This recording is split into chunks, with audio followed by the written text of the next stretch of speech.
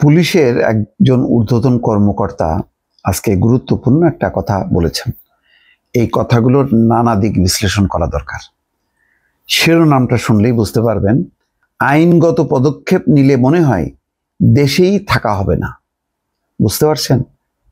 এই কথা বলার মধ্য দিয়ে পুলিশ যে এখন কত নাজুক অবস্থার মধ্যে আছে, আইন শৃঙ্খলা বাহিনী কত বিপর্যস্ত অবস্থার মধ্যে আছে, এটা তার একটা প্রমাণ।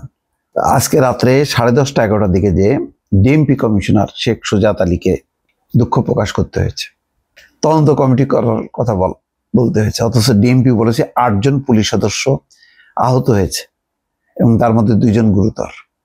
হোটেল ইন্টারকন্টিনেন্টালের সামনে দিয়ে যমুনা অভিমুখে, কিন্তু সেই যমুনা অভিমুখে আগেই মিছিল সমাবেশ নিষিদ্ধ করা হয়েছে।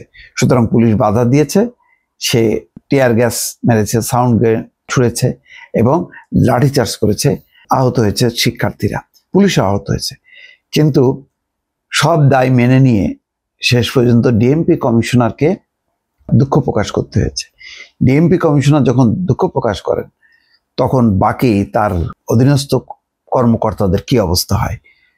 সেই কারণে তিনি বলছেন যে আইনগত পদক্ষেপ নিলে, অর্থাৎ অ্যারেস্ট যদি করা হয়তো, মামলা করা হয়তো, বলছেন যে তাহলে দেশেই থাকা হবে না। অবস্থা এরকম অনেক পুলিশ কর্মকর্তা অতীতেও অপকর্ম করে এখন কিন্তু তারা দেশের বাইরে। কয়েকদিন আগে দেখছেন একজন আরিফুজ্জামান নামে আবু সাইদ হত্যা মামলার আসামি, তাকে অ্যারেস্ট করছে বিএসএফ। অ্যারেস্ট করে তাদের পুশিন করেনি, আবার তাদের কোর্টে চালান দিছে। যাই হোক, এখানে ঢাকা মহানগর পুলিশের রমনা বিভাগের উপ police commissioner DC Masud Alam বলছেন, যমুনাতে যাওয়ার জন্য বাধা প্রদান করেছে। এটা যেহেতু আগেই তারা এই জায়গাগুলোকে নিষিদ্ধ করছে, মেট্রোপলিটন পুলিশ অর্ডিন্যান্সের বলছে যে যমুনাতে যাওয়ার জন্য বাধা প্রদান করেছি। এইটুকুতে আমার মোটামুটি পদত্যাগ চাওয়া শুরু হয়ে গেছে। যদি আমি আইনগত আরো পদক্ষেপ নিই, তাহলে তো মনে হয় দেশেই থাকা হবে না। কথাগুলো কিন্তু গুরুত্বপূর্ণ।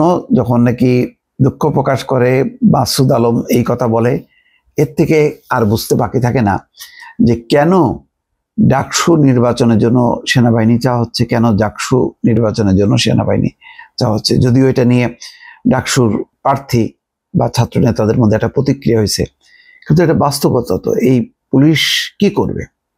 পিটাইলের সাথে সাথে পুলিশের বিরুদ্ধে বিক্ষোভ, তার শাস্তি, আবার পুলিশ যা বলছে সেটা তো আবার শুনছেও না। এই অবস্থায় কি করবে? মানে পুলিশের করণীয় কি? আমি এটাই বুঝতে পারছি না। বুধবার বিকেলে ডিসি মাসুদ আলমের এই বক্তব্য সম্বলিত 11 সেকেন্ডের একটা ভিডিও সামাজিক যোগাযোগ মাধ্যমে ভাইরাল হয়েছে। সামনে তো নির্বাচন আছে, নির্বাচনকে ঘিরে তার আগে কত জায়গায় কত অনাকাঙ্ক্ষিত ঘটনা ঘটবে। সেই সব জায়গায় পুলিশ কি করবে?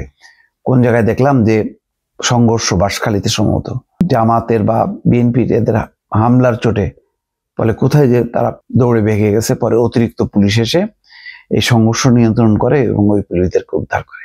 এই তো অবস্থা। 3 দফা দাবিতে আন্দোলনরত বাংলাদেশ প্রকৌশল বিশ্ববিদ্যালয়ের শিক্ষার্থীদের সঙ্গে পুলিশের ঘটনা ঘটেছে। এই ঘটনায় 2 পুলিশ সদস্য সহ 10 জন আহত হয়েছে। দুপুর 1:30টার দিকে হোটেল ইন্টারকন্টিনেন্টালের সামনে এই ঘটনা ঘটে। এদিন ব্যারিকেড ভেঙে প্রধান উপদেষ্টার বাসভবনের দিকে অগ্রসর হতে চাইলে শিক্ষার্থীদের উপর ছত্রভঙ্গ করে। এক পর্যায়ে সংঘর্ষ বেঁধে গেলে পুলিশের পক্ষ থেকে সাউন্ড গ্রেনেড ছোড়া হয়।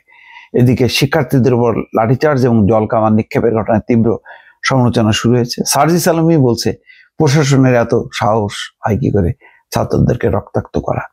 ফলে এই পুলিশকে দিয়ে এই অন্তর্বর্তী সরকারের আইন শৃঙ্খলা রক্ষা করাটা যে খুব কঠিন, তাতে বোঝাই যাচ্ছে এই পুলিশ কর্মকর্তাদের বক্তব্যের মধ্য দিয়ে। দর্শক ভালো থাকবেন, আল্লাহ হাফেজ।